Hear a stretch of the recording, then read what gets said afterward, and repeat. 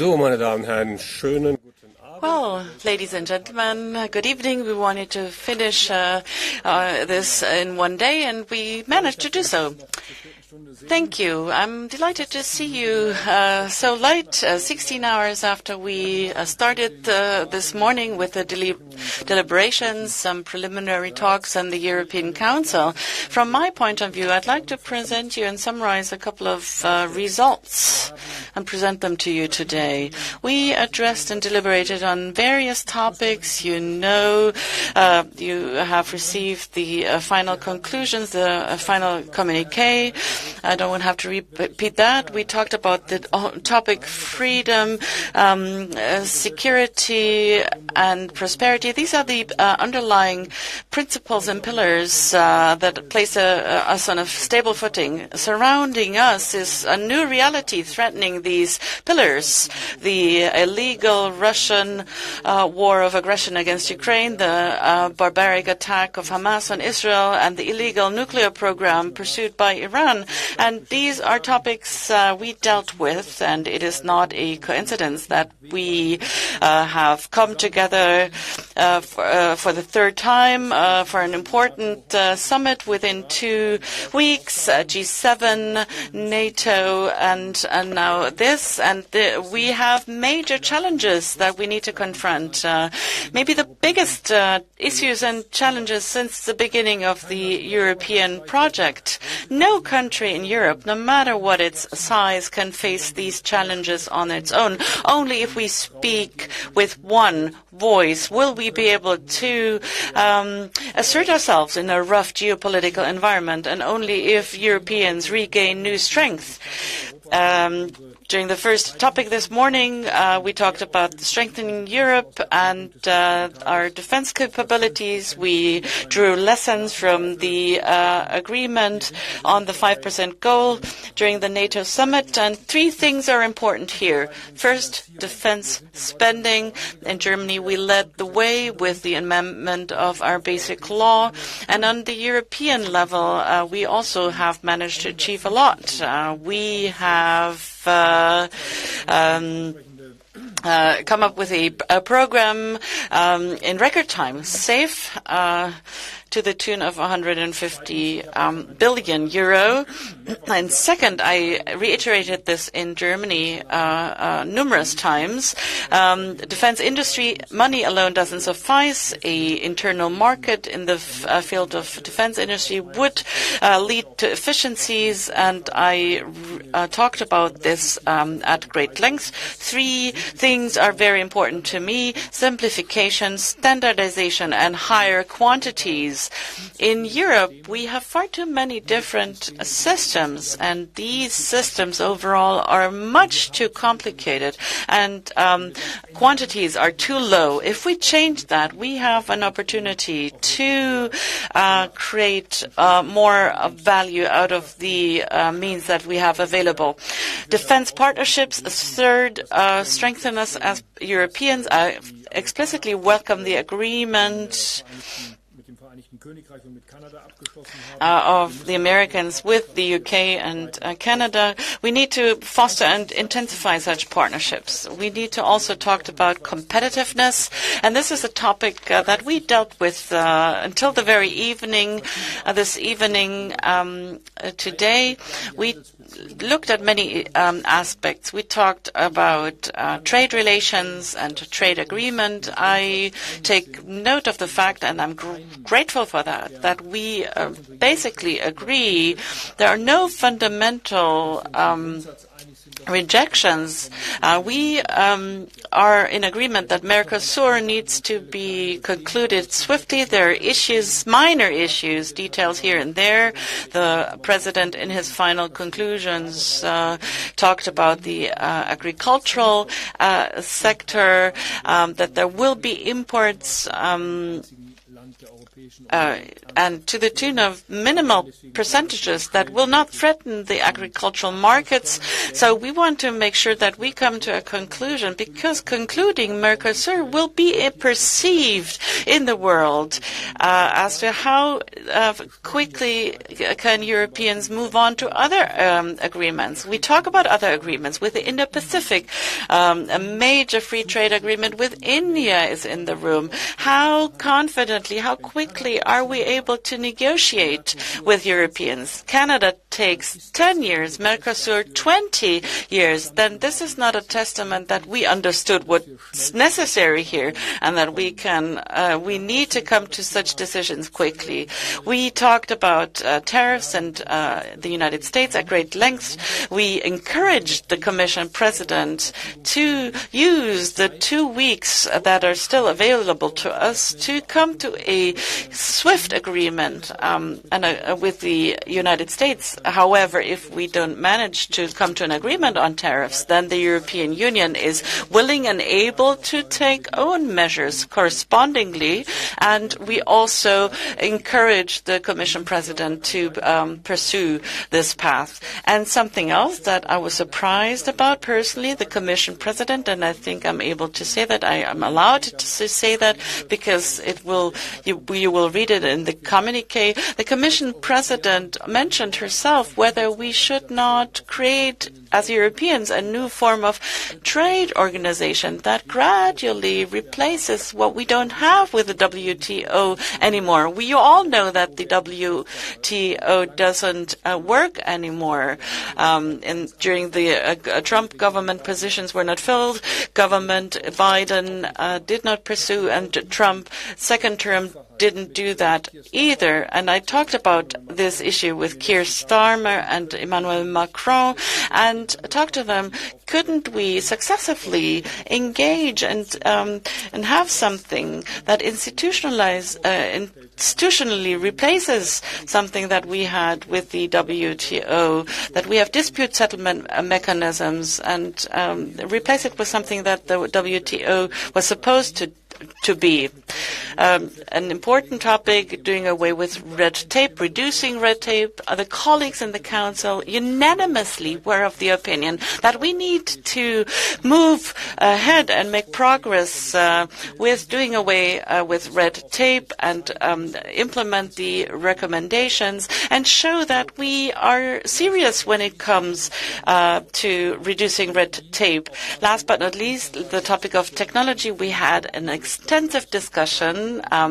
I cannot repeat the hours of discussions we had, but there's a great resolve to cooperate closely in the field of technology in the European Union, AI, cloud computing, gigafactories. All of these issues were discussed at great length, and I have to say, from my point of view, with a positive access and spirit, and I think the Commission will submit further proposals. In conclusion, on the foreign policy topics, Israel and Ukraine, let me begin with Ukraine. Volodymyr Zelensky joined us in a video call briefly. We briefly talked to him again about financial means that we will allocate for 2025 and 2026, and there is an agreement on this, and towards the end, the Council President asked again about an extension of the sanctions package. It has to be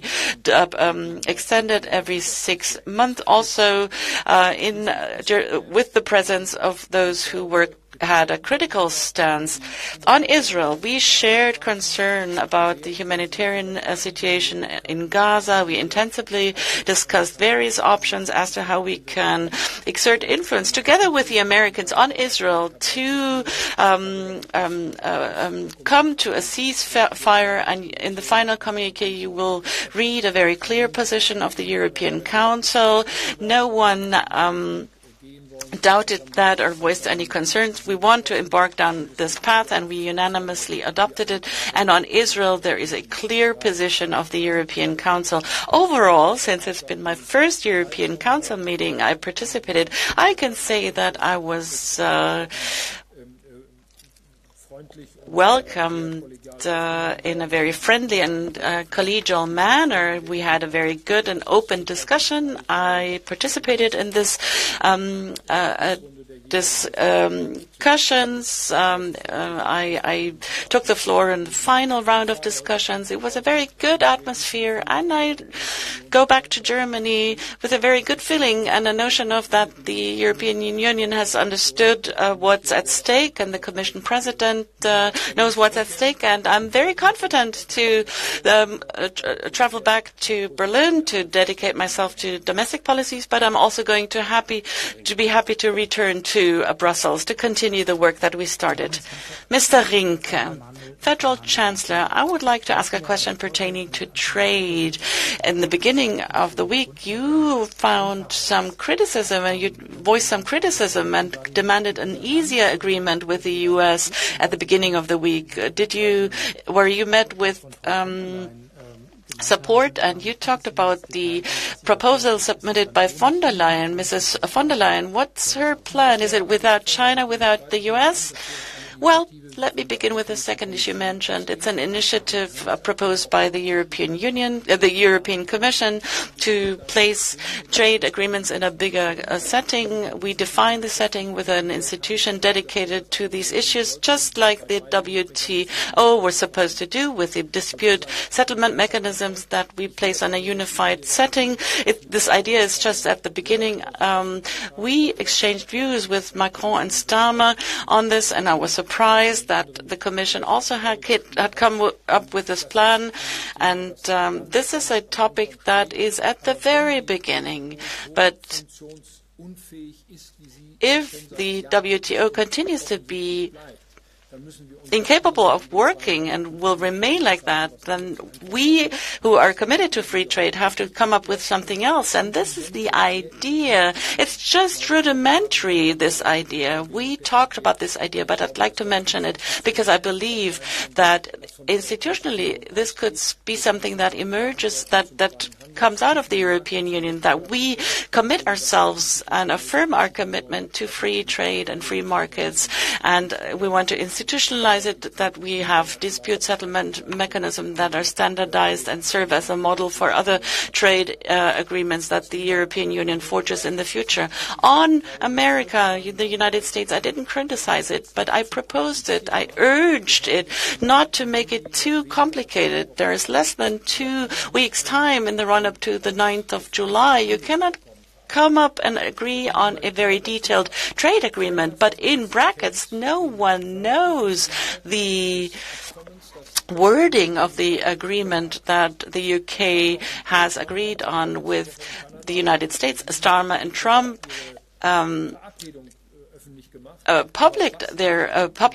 made their agreement public in Canada, but we only know few details, and this is why I talked to the colleagues and said, well, let's come to a solution quickly. And I pointed out various industries. We have the pharmaceutical industry, steel, aluminum, automotive industry, chemicals. They are met with and confronted with tariffs, and that's threatening these companies. So I'd rather have a quick agreement and simple than slow and highly complicated. We have to come to agreement quickly, and we all agree on this. There was no disagreement on that. The colleague in the back. Mr. Chancellor, I'm happy that I can see you again. I accompanied you during the elections. The U.S. and Iran have announced to resume negotiations on the Iranian nuclear program. What's the German position and the European position on this?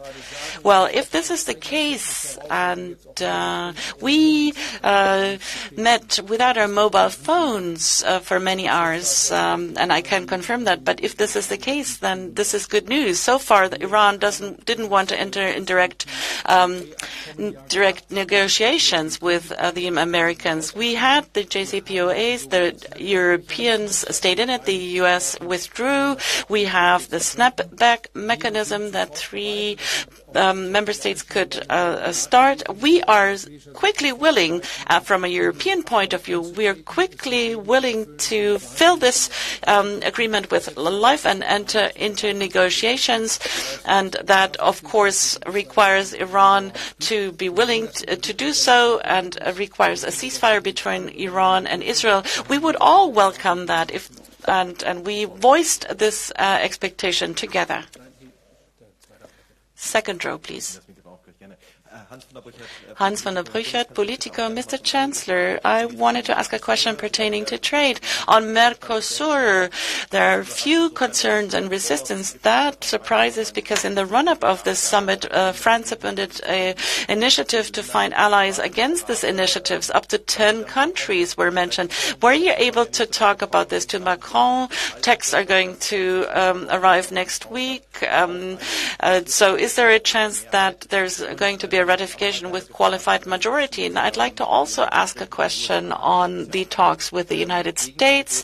There was a counter-offer that was presented today with far-reaching demands in the field of agriculture by the United States. Are you optimistic that things can be done, or is this U.S. proposal making things more complicated? Well, I would like to see that we in the Council or in the Minister Councils vote and agree on Mercosur unanimously. A vote with qualified majority would really be just a second best solution, but that's in the room, and that would increase pressure on everyone to come to a unanimous decision. And I talked to Emmanuel Macron at the margins, and we talked about this twice, and I had a feeling that there's a great willingness to bring this about. There's no initiative that would lead to a veto minority against Mercosur. I have not perceived anything like that. On the contrary, there is a great willingness to come to a conclusion and also let this agreement enter into force. On the details between the American government and the Commission and the details of the negotiations was not part of our deliberations today. We have general guidelines. We talked about the guidelines for the Commission. We voiced our expectations, and the President actually also engaged, and she agreed. Thank you very much. Christian Feld of RD here in Brussels. On trade again, you said that you want to have things less complicated. You talked about a couple of sectors. What's the practical implementations? And you have the direct comparison between those two summits. What's more complicated, dealing with the U.S. president or with the diversity of European member states? Now, on the practical consequences, I cannot talk about these at this point in time. The coming days will show. We are here. We had a general debate without going into too much into detail, but here and there we gave ideas to the Commission, and I was happy that there was a large amount of agreement. There were topics where there were disagreements, but only a few topics, but there was an agreement, and that's also subject of the communiqué, so there was great agreement. There was at one point, but for reasons of confidentiality, I don't want to talk about that. There was one vote that disagreed, but we had a majority, and so we took the decision. Comparing those two institutions, well, let me put it this way. The fact that the European Council is the supreme decision-making body of the EU, dealing with much more than just defense policies, I would say that this is a more demanding body. NATO Council meets once a year, takes decisions or not. We've seen NATO meetings where practically no essential decisions were taken. But when the European Council comes together, there is an intensive couple of weeks preparing a communiqué that is being talked about and discussed and adopted. And so the demanding work is in the run-up to the Council, but then the demanding discussion takes place on a day like this.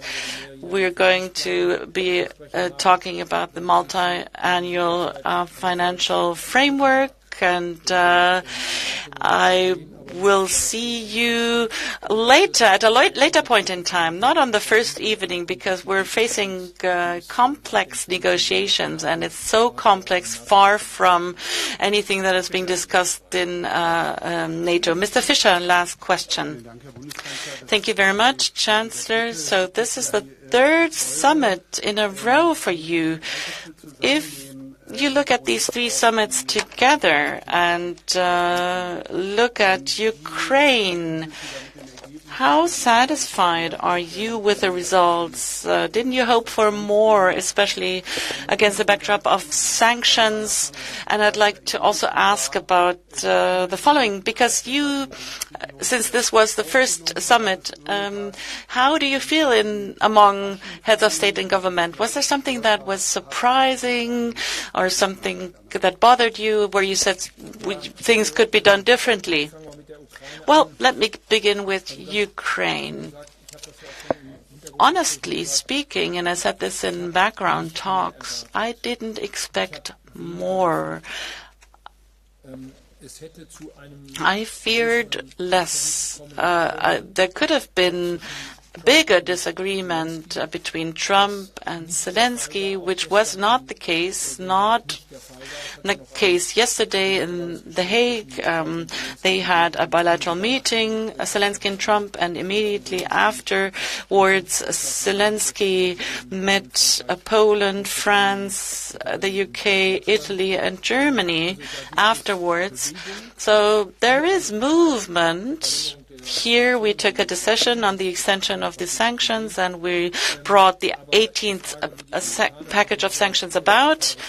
But the question of how the Americans are behaving themselves has to be answered in Washington and not here. We proposed all arguments in favor of the tightening sanctions. We did not come with plea, but with a clear stance and a clear opinion. And we made a proposal as to how influence could be exerted on Moscow. How was I received? I participated in my party's deliberations in the run-up of the summit of the EVP.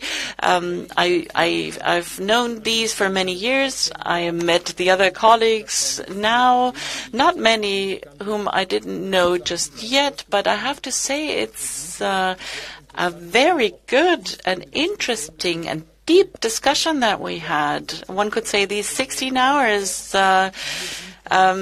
one could think they were long, but I didn't perceive them as long because we had a very good, substantial discussion, demanding discussions. And you have 27 heads of state and government, and they remain in the room all the time, and they listen to each other. I think it's a forum and a format I very much like, and it's time that is well worth spent.